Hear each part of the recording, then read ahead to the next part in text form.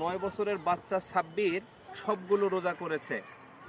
রুবাই রাদিয়াল্লাহু তাআলা আনহু থেকে বর্ণিত, রাসূল সাল্লাল্লাহু আলাইহি ওয়াসাল্লাম আশুরার সকালে আনসারদের পল্লীতে গিয়ে সকলকে নির্দেশ দিলেন, যারা রোজা করছে না, যারা রোজা নেই, তারা সারাদিন না খেয়ে থাকবে, আর যাদের রোজা থাকা অবস্থায় সকাল হয়েছে তারা রোজা পূর্ণ করবে। রুবাই রাদিয়াল্লাহু তাআলা আনহু বলেন, এই কথা শোনার পর দিন থেকে আমরাও রোজা রাখা শুরু করলাম, বাচ্চাদেরকেও অভ্যাস করালাম এবং পশমের কিছু খেলনা তৈরি করলাম। যখনই তারা খাবার চাইতো, কান্না করত, তখনই তাদেরকে ওই পশমের খেলনা দিয়ে ভুলিয়ে রাখতাম।